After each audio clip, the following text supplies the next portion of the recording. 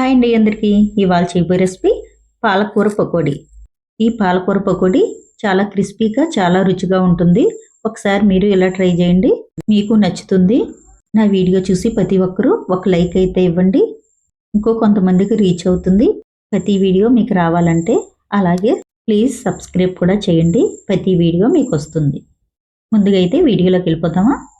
పాలకూర అయితే చిన్న చిన్నగా కట్ చేసుకుని శుభ్రంగా 4-5 సార్లు కడిగి పక్కన పెట్టుకోండి.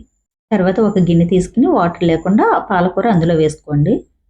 ఒక్కొప్పుడు ఉల్లిపాయ ముక్కలు వేసుకోండి. ఇలా సన్నగా కట్ చేసుకుని వేసుకోవాలి. 2-3 పచ్చిమిరపకాయలు కట్ చేసుకుని వేసుకోండి. తగినంత సాల్ట్ వేసుకోండి. 1 స్పూన్ కారం వేసుకోండి. కొద్దిగా పసుపు, అల్లం వెల్లుల్లి పేస్ట్ 1 స్పూన్ వేసుకోండి. పాలకూర పకోడీలో ఆనియన్స్ వేసుకుంటేనే బాగుంటుంది. ఇవన్నీ కలిసేటట్టు బాగా కలుపుకోండి. అంతా కలిపేసుకున్నాం కదా. ఇప్పుడు ఒక్కొప్పుడు శనగపిండి వేసుకోండి. అరకప్పు జొన్నపిండి వేసుకోండి. ఈ జొన్నపిండి వేయటంలో క్రిస్పీగా చాలా చాలా బాగుంటాయి ఈ పకోడీ. పాలకూరలో వాటర్ ఉంటుంది కాబట్టి మనం వాటర్ వేయనవసరం లేదు. అంతా కలిసేటట్టు కలిపేసుకోండి. కలిపేసుకున్నాం కదా. ఇప్పుడు స్టవ్ ఆన్ చేసుకుని స్టవ్ మీద ఒక కడాయి పెట్టుకుని తగినంత ఆయిల్ వేసుకోండి.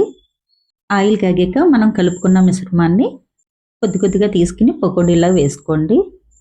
ఆకుకూరలు ఎలా వండినా పిల్లలు తినరు కాబట్టి పిల్లలు స్కూల్ నుంచి వచ్చేటప్పటికి ఇలా పకోడీలా వేసి పెడితే చాలా ఇష్టంగా తింటారు. అలాగే చాలా హెల్దీ కూడా.